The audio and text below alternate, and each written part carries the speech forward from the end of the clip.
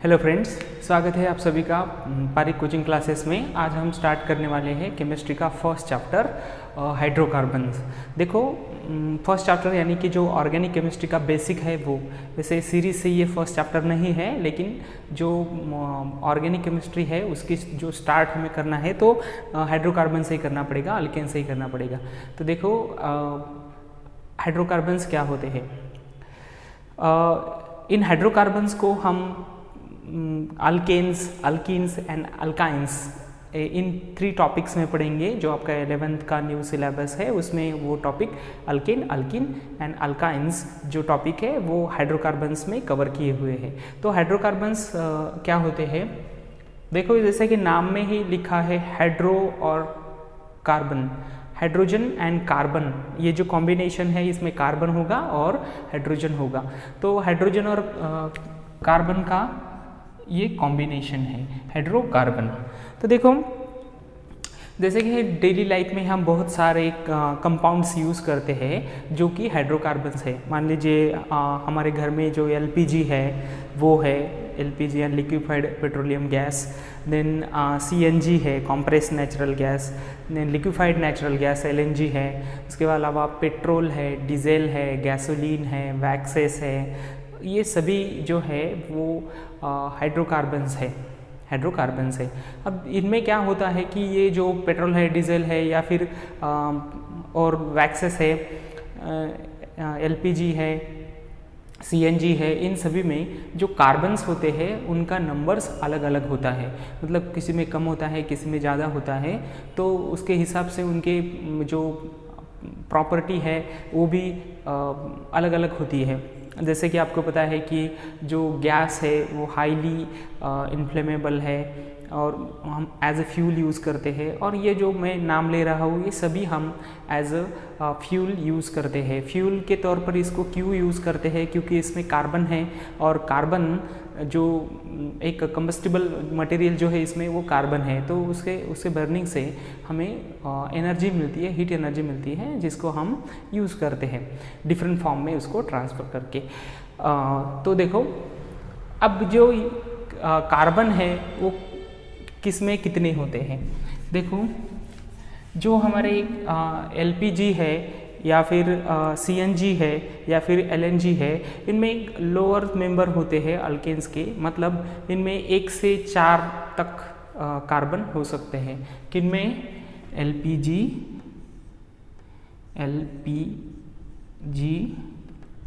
CNG, LNG, कितने carbon होते हैं?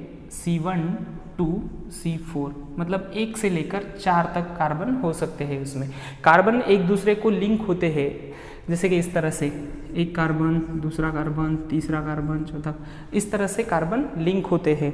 ये तो आपको पता होगा, इसको कैटेनेशन बोलते हैं। कार्बन खुद के साथ लिंक हो सकता है और चेन बना सकता है, तो इस तरह से इनकी लिंकिंग होती है। अब ज़रूरी नहीं है इसमें कि 4 ही कार्बन हो, 1 से लेकर 4 तक कार्बन होते हैं। किन में? एलपीजी में, liquefied petroleum gas, long form आपको पता होगा, liquefied petroleum gas, compress natural gas, CNG compress natural gas, LNG liquefied natural gas. तो इनमें होते हैं C1 to C4, मतलब 1 से लेकर 4 तक कार्बन इसमें हो सकते हैं। इसके बाद जो गैसोलीन है या फिर पेट्रोल है, गैसोलीन और इन पेट्रोल, गैसोलीन और पेट्रोल में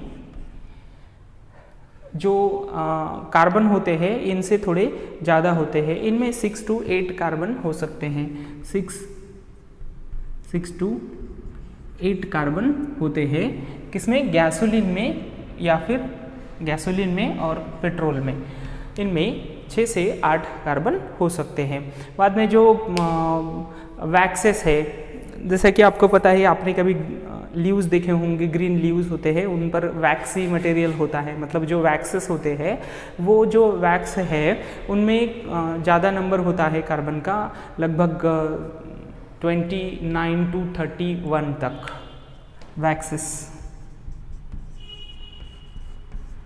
C29 to C31, इतने मतलब ज़्यादा कार्बन होते हैं। तो कुछ इस तरह से अलग अलग कार्बन होते हैं।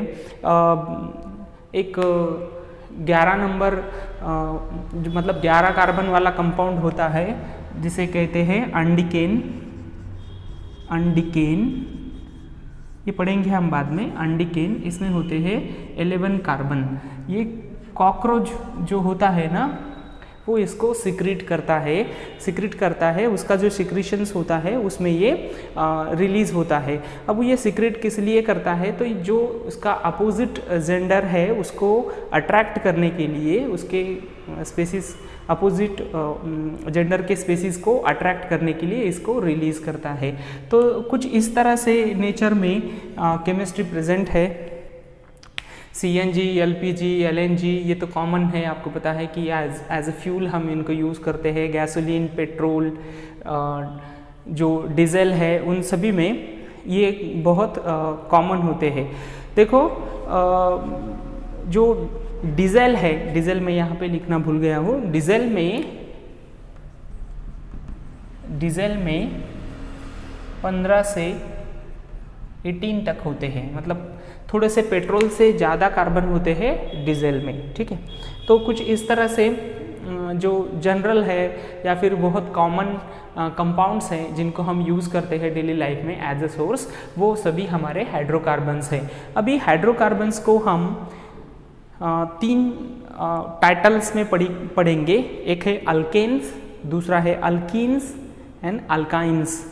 इसके लिए तीनों के तीनों हाइड्रोकार्बन्स ही है। इनके जो कार्बन कार्बन लिंकेज होता है उनमें अगर सिर्फ सिंगल बॉन्ड ही होता है, मतलब कार्बन और कार्बन के बीच में एक ही बॉन्ड होता है, जैसे कि कार्बन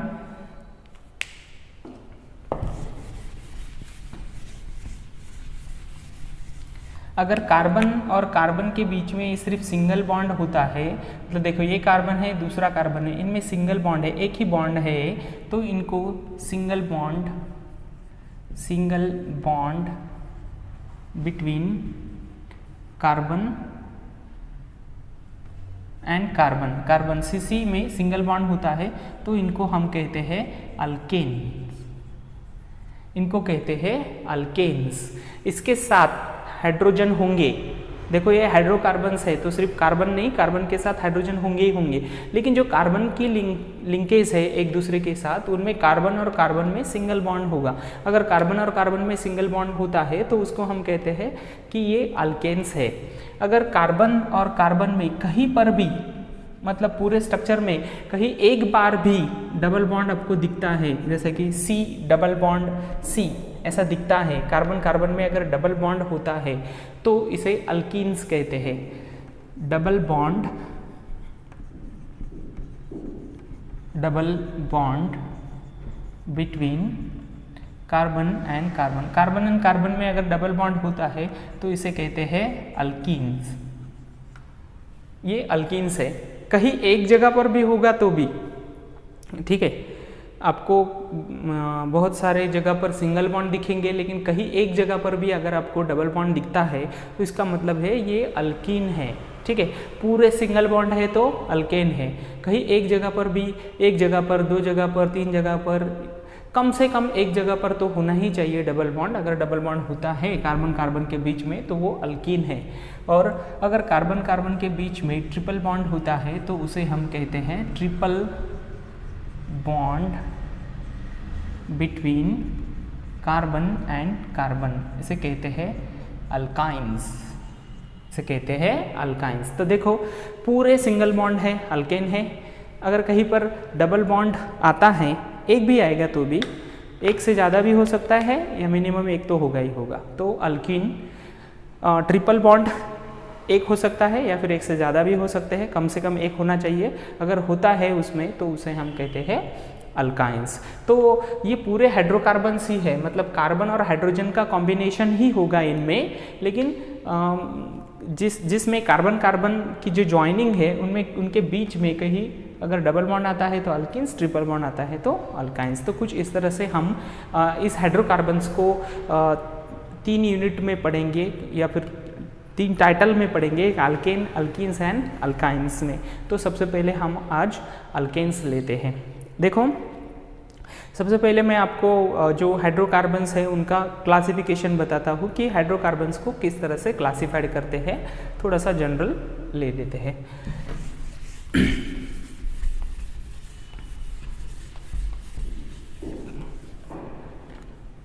जो हाइड्रोकार्बन्स है उनका क्लासिफिकेशन किया जाता है, these are classified as aliphatic, alicyclic and aromatic hydrocarbons। देखो हाइड्रोकार्बन्स किस तरह से क्लासिफाई होते हैं, क्लासिफाई एज एलिफैटिक,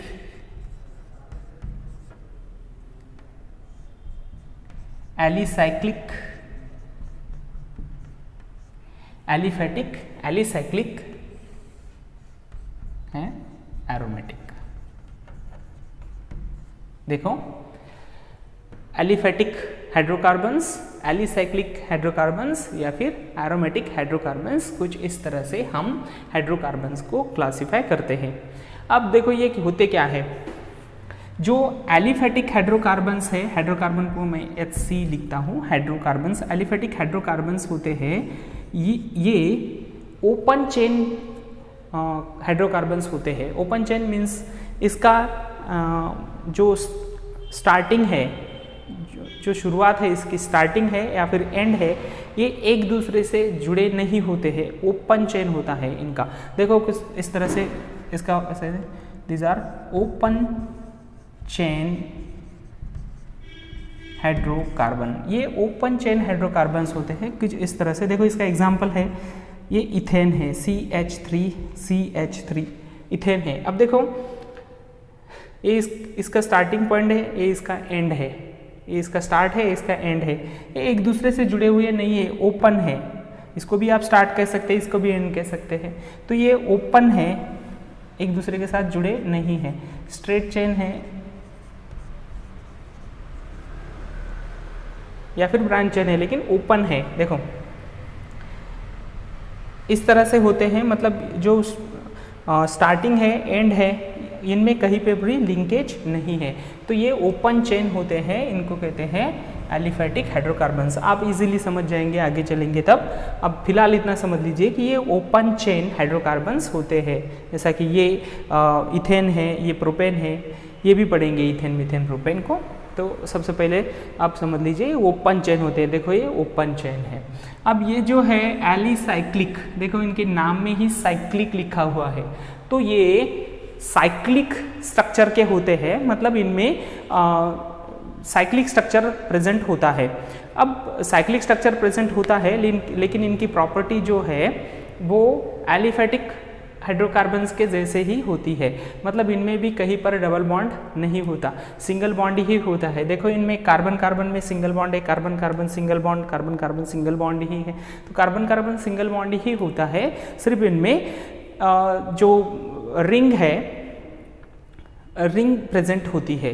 देखो कुछ ऐसा है कि 6 कार्बन एक दूसरे के साथ जुड़े हुए हैं, 1 2 3 4 5 6, कुछ इस तरह से जुड़े हुए हैं। या फिर अभी देखो ये ओपन चेन नहीं है, इनमें ओपन चेन नहीं है, ये कनेक्टेड है, ये साइकिल फॉर्म करते हैं, साइक्लिक स्ट्रक्चर फॉर्म करते हैं, तो एलिसाइक्लिक, इनके नाम में ही है साइक्लिक ये है। लेकिन इनमें कार्बन और कार्बन में सिंगल बॉन्ड ही है, जैसे यहाँ पर भी कार्बन कार्बन में सिंगल बॉन्ड था, अब यहाँ पर भी कार्बन कार्बन में सिंगल बॉन्ड होता है।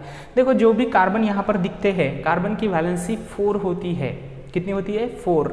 आपको कार्बन्स को 4 बॉन्ड दिखाने ही होते हैं। वो 4 ग्रुप भी हो सकते हैं, 4 एटम भी हो सकते हैं, लेकिन कार्बन हमेशा 4 की वैलेंसी ही दिखाता है। तो आपको हमेशा याद रखना है कि कार्बन को आपको 4 बॉन्ड दिखाने हैं। अब यहाँ पे देखो जो दिखते नहीं है वो हाइड्रोकार्बन है, मतलब जितनी भी वैलेंसी रिक्वायर्ड है वो हाइड्रोकार्बन है। जैसे कि आप देखो यहाँ पे ये कार्बन है, इसको 1 और 2 बॉन्ड है, तो और 2 बचे हुए हैं, मतलब वैलेंसी कंप्लीट करने के लिए हमें और 2 यहाँ पर लगाने पड़ेंगे।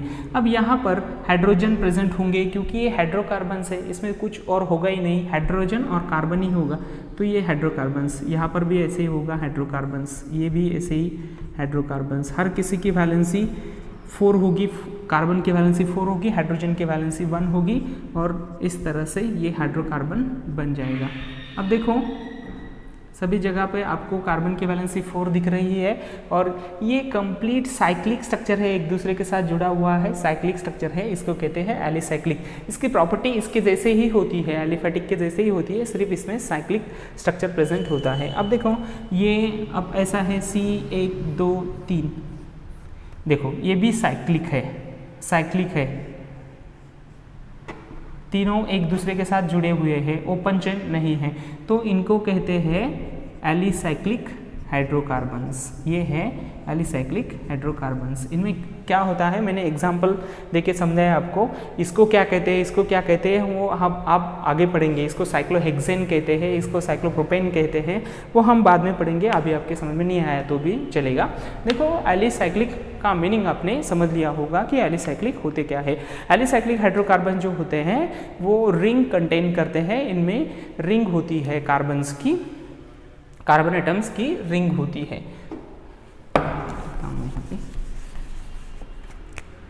क्या होता है इनमें, ring of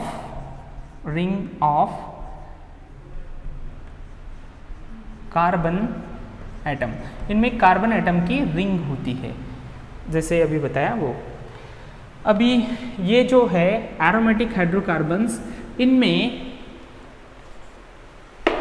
benzene ring present होती है। क्या होता है, इनमें बेंजीन रिंग प्रेजेंट होती है, एक होगी कम से कम, एक तो होगी ही होगी। अगर बेंजीन रिंग प्रेजेंट है तो इनको हम एरोमेटिक हाइड्रोकार्बन्स कहते हैं। अब देखो इसे कहते हैं बेंजीन, ये बेंजीन है, बेंजीन है। इसको ऐसे या फिर ऐसे भी लिख सकते हो आप ऐसे भी लिख सकते हो, ये दोनों एक ही है, ठीक है, बाद में इसको भी पढ़ेंगे।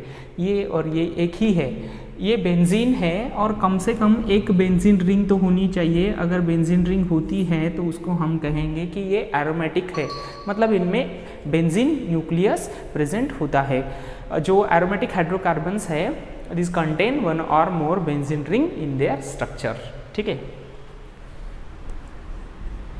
1 or more benzene ring in their structure.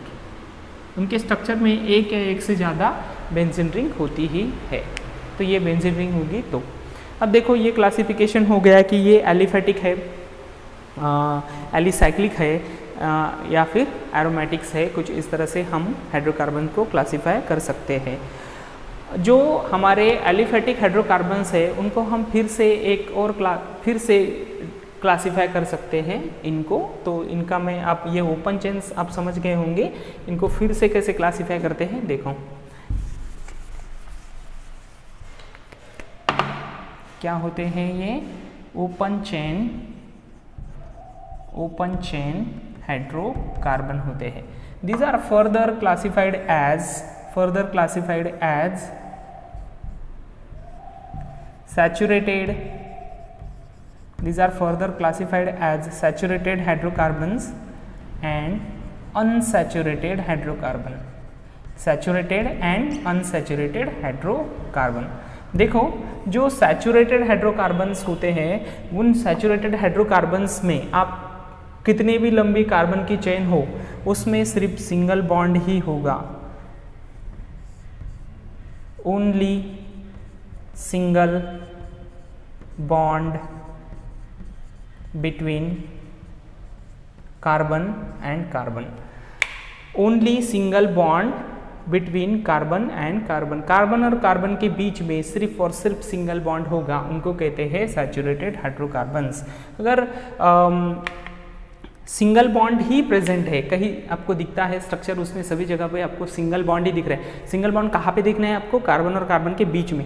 Carbon और कार्बन के बीच में सिंगल बॉन्ड ही दिख रहा है, तो उसको हम कहेंगे कि ये सैचुरेटेड हाइड्रोकार्बन्स है। और सैचुरेटेड हाइड्रोकार्बन्स अल्केन्स होते हैं। क्या होते हैं, अल्केन्स। सैचुरेटेड हाइड्रोकार्बन्स अल्केन्स होते हैं, मतलब जिनमें कार्बन कार्बन में अभी हमने देखा था कि अल्केन्स में कार्बन कार्बन सिंगल बॉन्ड ही होता है। तो कार्बन कार्बन सिंगल बॉन्ड्स मतलब सैचुरेटेड हाइड्रोकार्बन्स है। तो एलिफेटिक हाइड्रोकार्बन्स का example aliphatic saturated hydrocarbons are alkanes. तो only single bond between carbon and carbon present होगा, उनको कहेंगे सैचुरेटेड हाइड्रोकार्बन्स। जो अनसैचुरेटेड हाइड्रोकार्बन्स है, इनमें कार्बन और कार्बन के बीच में डबल बॉन्ड या फिर कार्बन और कार्बन के बीच में ट्रिपल बॉन्ड हो सकता है।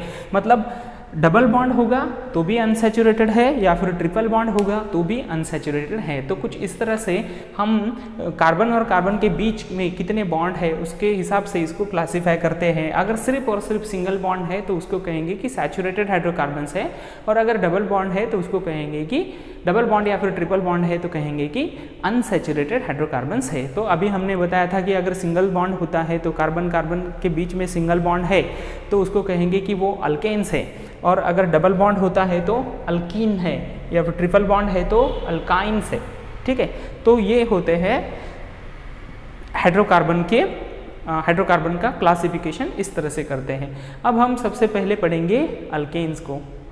किसे पढ़ेंगे? अल्केन्स को। इसका मतलब है हम एलिफेटिक सैचुरेटेड हाइड्रोकार्बन्स को पढ़ने वाले हैं। Aliphatic saturated hydrocarbons only single bond between carbon and carbon. Unsaturated में क्या होता है? डबल बॉन्ड होता है, कम से कम एक डबल बॉन्ड या फिर ट्रिपल बॉन्ड होता है अल्काइंस में। तो इनको हम नेक्स्ट चैप्टर में पढ़ेंगे। सबसे पहले पढ़ेंगे अल्केन्स। मतलब अल्केन्स किसका पार्ट है? हाइड्रोकार्बन्स का पार्ट है। तो हाइड्रोकार्बन पढ़ेंगे हम अल्केन्स। ठीक है,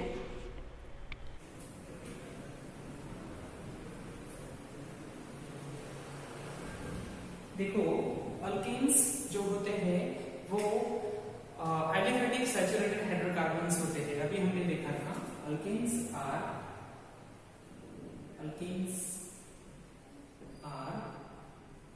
एलिफेटिक सैचुरेटेड हाइड्रोकार्बन्स। देखो alkanes are aliphatic saturated hydrocarbons. आप एलिफेटिक का सैचुरेटेड का मीनिंग समझते हो। एलिफेटिक क्या होता है? Open chain. और सैचुरेटेड का मीनिंग क्या होता है? कि जिनमें सिर्फ कार्बन और कार्बन के बीच में सिंगल बॉन्ड है वो।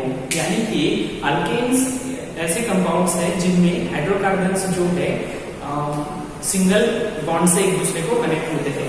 मतलब कार्बन और कार्बन के बीच में सिंगल बॉन्ड ही होगा। तो ये सैचुरेटेड है और ओपन चेन है। देखो open chain alkanes have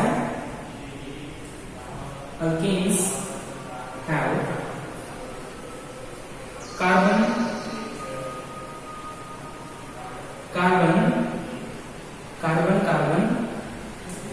single bond in their structure। ठीक है, ऐसा में उनमें कार्बन में सिंगल बॉन्ड ही होगा। उनके स्ट्रक्चर्स में सिंगल बॉन्ड होता है। मतलब जो लिंकिंग होती है इनकी वो सिंगल कोवैलेंट बॉन्ड से ही लिंक होता है। ठीक है, अब देखो कहीं पर भी आप जब स्ट्रक्चर देखेंगे आपको कार्बन ऐसे सिंगल बॉन्डेड दिखेगा। और अगर वो एलिफेटिक है मतलब ओपन चेन है तो उसको हम कहेंगे कि ये अल्केन है। तो ये एग्जांपल है CH3 CH2 CH2 CH3, ये है ब्यूटेन। 1 2 3 4 ब्यूटेन या फिर यह ब्यूटेन। अभी आपके समझ में नहीं आ रहा होगा तो देखेंगे बाद में। इसको कहते हैं ब्यूटेन। लेकिन आप इतना समझ लो कि देखो ये एलिफेटिक है कि नहीं? एलिफेटिक है, ओपन चेन है, सैचुरेटेड है कि नहीं है? कार्बन और कार्बन के बीच में कौन सा बॉन्ड है? सिंगल बॉन्ड है। तो ये सैचुरेटेड है। Aliphatic saturated hydrocarbons are called alkanes. Alkanes have carbon single bond in their structure. ठीक है, इनका जनरल फार्मूला होता है CnH2SN+2। अब जनरल फार्मूला क्या होता है वो भी मैं आपको समझाता हूँ।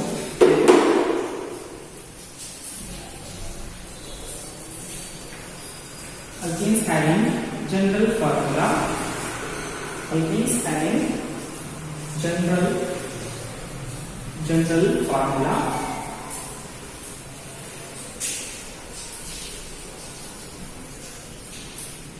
CnH2SN+2 में जनरल फार्मूला CnH2SN+2 होता है। अब देखो ये N क्या है? ये number of carbon, number of carbon. देखो अगर अल्केन का फार्मूला, अल्केन है मीथेन CH4, तो देखो ये इस फार्मूला में फिट बैठता है।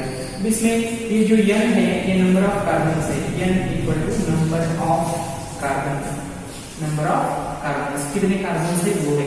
देखो इसमें कितने कार्बन है, एक कार्बन है, तो इसका इस फार्मूले में इसको ऐड करके देखो। इसके लिए N कितना हो गया, 1 हो गया। तो देखो ये फार्मूला C1H2 इंटू 1, ये भी 1 है क्योंकि N की वैल्यू कितनी है, 1 है, प्लस 2। अब देखो C1 यानी कि C और H कितने हो गया, 2 इंटू 1 2 प्लस 2 4, CH4। तो कुछ इस तरह से होता है। तो CnH2n प्लस 2 ये जनरल फार्मूला है अल्केन का। अगर कोई भी हाइड्रोकार्बन इस फार्मूला में फिट होता है तो वो अल्केन है। आप उसे समझ जाएंगे कि वो अल्केन है अगर इस फार्मूला में फिट होता है।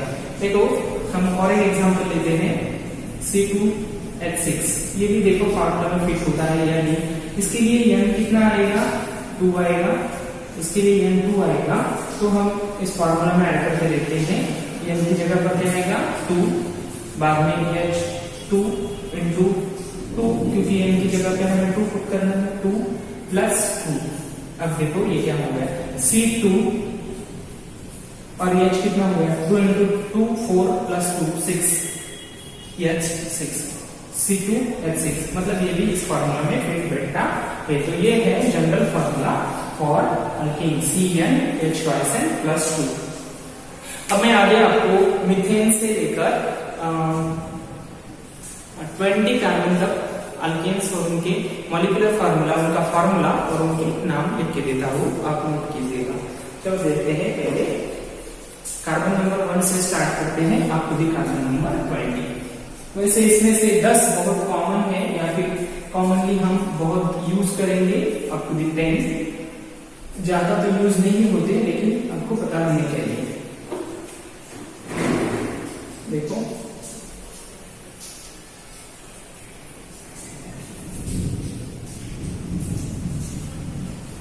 फार्मूला ऑफ अल्केन,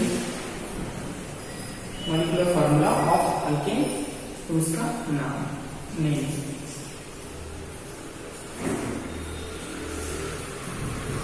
सबसे पहले देखो CH4, एक कार्बन 4 हाइड्रोजन, CH4, इसको कहते हैं methane.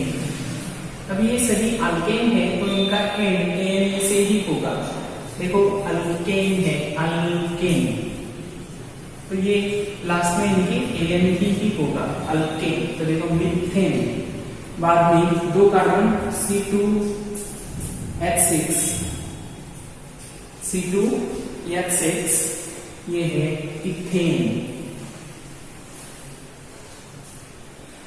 C3H8,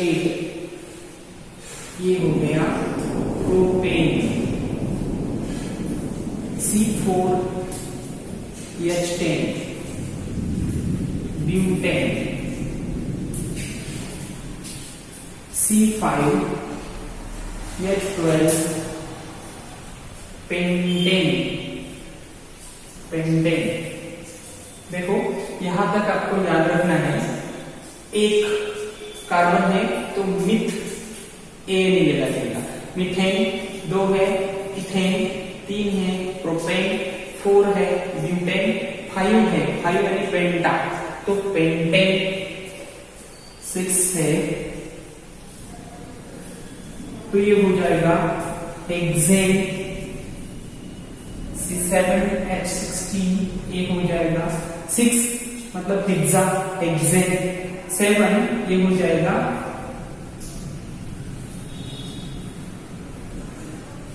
heptane.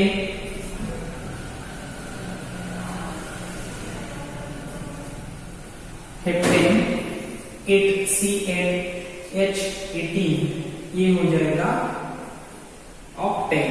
Octa means 8, octane. बाद में C9H20, C9 CH20, देखो CnH2n+2 फार्मूला में बैठना चाहिए। C9H20 ये है नोनेन और C10H22 इसको कहते हैं डिकेन, डेका यानी 10 डिकेन। तो ये है 10 तक।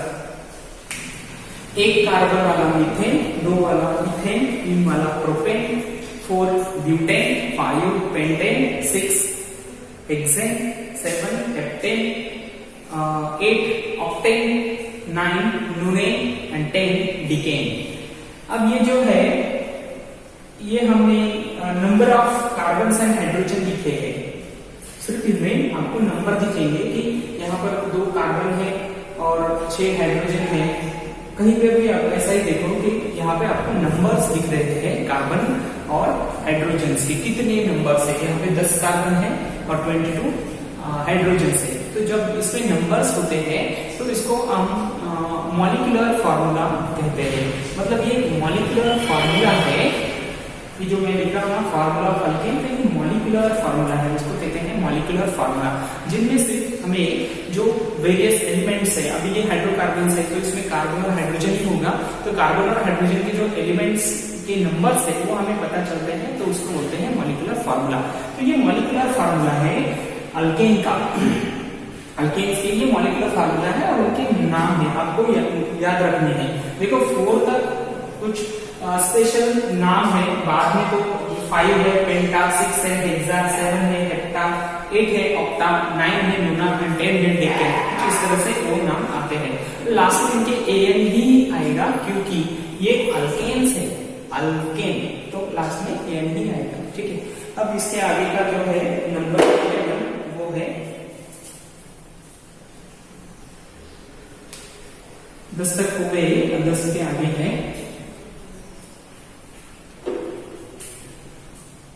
C11। देखो C11H24,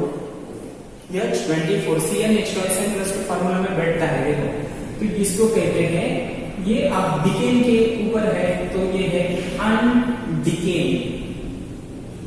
ये जो अन आया है यूनि से आया है, UN, तो अनडिकेन मतलब 11। C12H26 ये है डोडिकेन। C13H28 ट्राइडिकेन। देखो यूनिक 1 दो डाइडिकेन, ये 3 ट्राइडिकेन। C14H30 टेट्राडिकेन। बहुत आसान है ये। टेट्रा मीन्स 4, 10 में 4 बढ़ गए, tetra डिकेन, try 3 ट्राइडिकेन, टेट्राडिकेन। 15H32 पेंटाडिकेन, पेंटाडिकेन। 16H34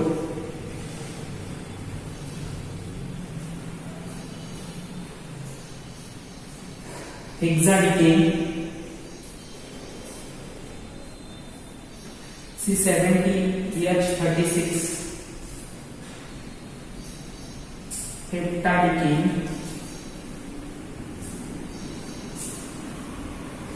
C18H38 ऑक्टाडिकेन।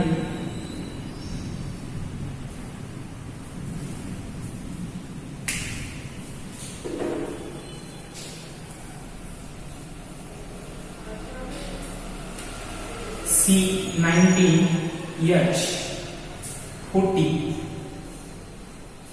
ये हो गया नोनाडिकेन।